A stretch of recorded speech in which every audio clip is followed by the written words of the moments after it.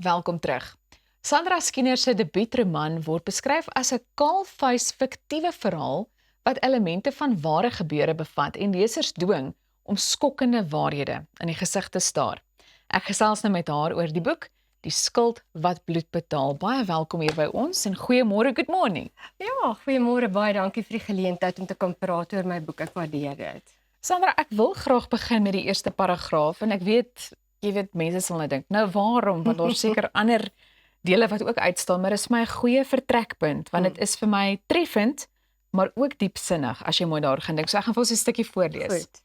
Vir alles is daar 'n begin en einde, vir elke gevolg 'n oorsaak. By elke begin is alles nog moontlik, maar geen einde kan met sekerheid voorspel word nie. Dit is wanneer tyd tussen die begin en einde deur die uurglas van die landskap vloei, dat keuses verskraal tot een onafwendbare uitkoms, die oomblik wanneer die laaste sandkorreltjie val. Dis my nogal metafories ook.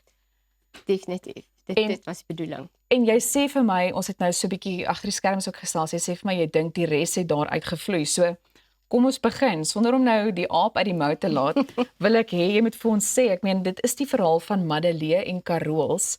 So kan jy dalk net vir ons so 'n bietjie van die storie vertel? Ja. Soos jy kan sien, die landskap speel 'n belangrike rol in die boek. En hulle word groot in dieselfde geografiese omgewing. Maar die een is wit en die ander een is bruin. So alhoewel hulle op dieselfde plek bly, is hulle wêrelde absoluut verskillend.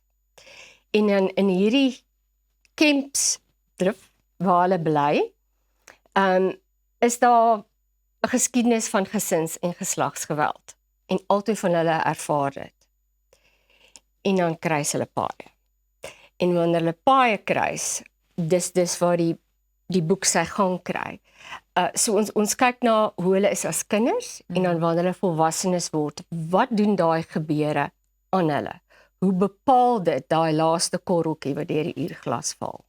Dit is tog al gewigtige temas Ja. wat weerspieël word en ek meen dit is nou hierdie twee karakters, soos wat jy net reg gesê het, verskillende agtergronde, maar hulle voer 'n soortgelyke stryd. Ja. So waarom was dit so belangrik om die storie vanuit twee verskillende oogpunte te vertel? Ek dink dis iets wat baie keer tekort kom in ons samelewing. Ons is geneig om enigiets te bekyk van een oogpunt af. En dis al wat ons kan sien. In hierdie geval dink ek is dit geweldig belangrik om te sien dat daar in 'n konfliksituasie is daar altyd twee stories wat gelyktydig afspeel. En dit beteken nie dat daar verskoning is vir wat gebeur nie, maar daar is redes vir wat gebeur. En om miskien 'n bietjie deernis te ontwikkel vir die ander kant van daai storie, wat ek dink baie tekort is in ons samelewing. Ons sien nie die pyn in die ander persoon sommer raak nie. Maar ons is geweldig aanvallend, veral op sosiale media, oor wat aangaan. Maar so ek het probeer om dit ewewigtig te doen, sodat daar nie net een slegte en een goeie persoon is nie. En ek dink is baie belangrik. Dit is nou jou debuutroman. Waarom het jy besluit dat hierdie spesifieke storie die een is om te vertel? Ek moet eerlik wees, jy het my nou gevra, ek was 'n skoolsielkundige en selfs gedurende daai tyd, en dis jare terug, net voor die Rinderpes, was ek 'n skoolsielkundige. En dit was gedurende die apartheidsjare. Van die goed wat ek daar self beleef het en die leers wat op my tafel gelê het, Ja. was gevul met pyn. En ek was eintlik baie onskuldig toe ek daar geland het. Ek was jonk, ek is net uit universiteit uit gewees. So selfs toe het dit by my opgekom, jy sê, hierdie kinders se storie moet vertel word. Mense moet weet wat gebeur met hierdie kinders. En toe ek later ek werk nou met volwassenes, so ek doen byvoorbeeld koöperatiewe afrigting ook, lewensafrigting. En nou kry ek te doen met die volwassene wat as kind party van hierdie goed meegemaak het.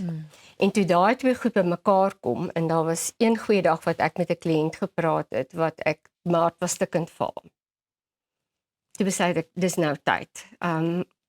Hierdie storie moet uitkom, ek moet 'n stem maak vir hierdie mense wat deur hierdie tipe bevinding gaan. En dis hoekom ek toe besluit het, nou, nie later nie. Ek het gewikkig geweeg en ek het hier geskryf en daar geskryf, maar verlede jaar het ek voet in die hoek gesit en ontlaag gemaak. Ja. Ons is dankbaar vir jou want 'n mens lees so gereeld van hierdie stories in die nuus ook tot 'n mate. Ek wil graag vir 'n oomblik stil staan by die voorblad ook. Jy weet, dis hier agterop by ons ook op die skerm. So wil jy iets daaroor sê want ek dink dit is ook nogal treffend. Ja, ek moet eintlik baie dankie sê vir Esther wat my die boek help redigeer het. Ek dink wat ons probeer wys daar is hoe lyk 'n kind wat verpletter word deur dit wat in haar gesin aangaan. En ook wanneer mense stil bly oor wat met hulle gebeur en ook miskien wanneer mense praat, maar daar's ontkenning in die gesin of in die samelewing. Dis hoe daai kind voel. Ek is alleen, ek is op myself aangewese, ek kry nie hulp nie. Ek is verpletter, ek is verbrysel. Dis waarom ek sê treffend van die emosie kom deur. Die skuld wat bloed betaal, het ook 'n Bybelse konnotasie. Dit het ja. So was daar 'n spesifieke rede ook waarom jy dit wou deel maak as die titel van die boek.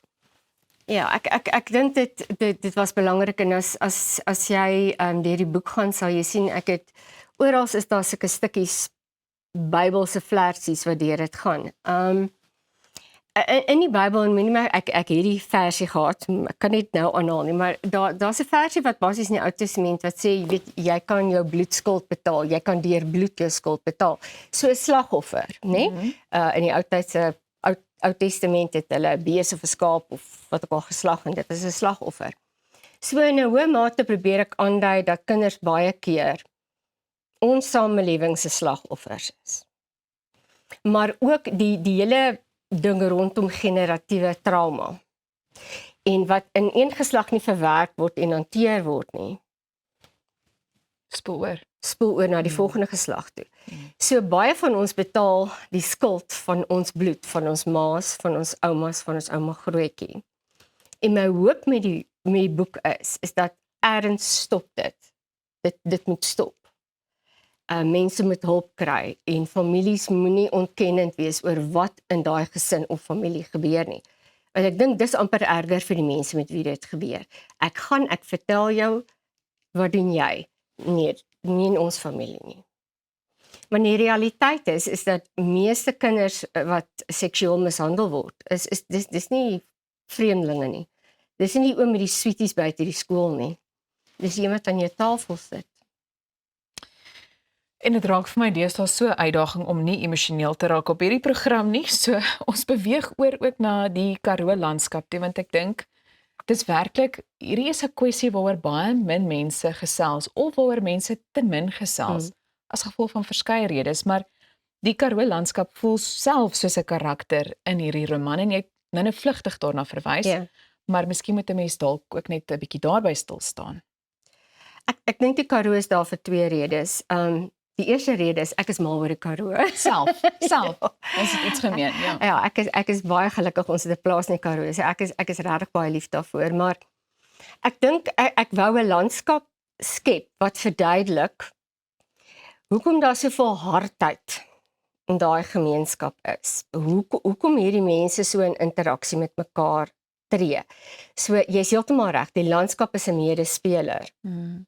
En net soos wat die natuur die landskap verander en amper harder maak, net so die menslike landskap verander en verhard die twee karakters. So dis hoe ek dit gekies het. Kyk, jy was diep gewees hoor, Ja. toe jy hierdie boek geskryf het. En ek dink daar's tog steeds iets wat deurkom is daai raaisel rakende die spesifieke plek ook waar dit afspeel, wat nie pertinent genoem of gemeld word nie. Daar was 'n baie spesifieke rede daarvoor. Ek wou graag gehad het dat ek noem dit Kempsdrift, maar dit kan enige plek in Suid-Afrika in die platteland wees. Dis juist hoekom ek dit gekies het.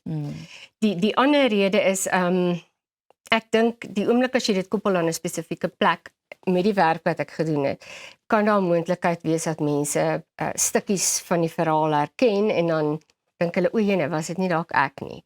So ek wou dit so 'n bietjie incognito hou, dat mense nie weet nie, maar dat hulle moet dit ten minste kan erken as 'n plek wat hulle weet in hulle kop. Ek weet van 'n plek wat so is. En weet jy wat Sandra, die Karoo is vir my ook nogal 'n plek waarheen 'n mens kan gaan om gesond te word. Ja. En ek praat vanuit persoonlike ervaring Ja. ook. Dis regtig net iets wat 'n mens nie kan beskryf nie. Wat hoop jy? Iemand wat nou hierdie boek lees, wat hoop jy kan hulle uit hierdie boek uitneem? Wat moet dit vir hulle beteken? Ek hoop regtig van harte dat as daar iemand vanoggend hierna kyk of iemand wat die boek lees, dat dit vir jou die moed gee. As jy die een is wat blootgestel is aan dieselfde tipe ding wat die karakters aan blootgestel word in die boek, dat jy werk daarvan maak. Dat jy daaraan begin werk. As jy in 'n gesin is waar daar ontkenning is van hierdie, dan moet daai gesin vandag bietjie in die spieël gaan kyk. Want wat doen dit aan daai mense wanneer jy hulle ontken wat met hulle gebeur het? En in baie gevalle, en ek moet eerlik wees, wanneer ek met volwassenes werk, is amper asof daai persoon, al die skuld word amper die persoon, dis aan die persoon gedoen, maar nou ewe skielik is dit nou die swart skaap. Want dit verteenwoordig alles wat verkeerd gegaan het in ons gesin. En dit breek my hart wanneer ek mense sien wat nou nog daai addisionele skuldlas dra. Want ek het gepraat en julle maak my nog 'n slagoffer deur nie te wil herken nie, deur nie te wil verander nie. Wel Sandra, ek wens ons het nog tyd gehad, maar maak seker jy kry hierdie boek in die hande. Dis 'n belangrike onderwerp. Intussen kan jy ingeskakel bly. Ons gaan net hierna voort met die program.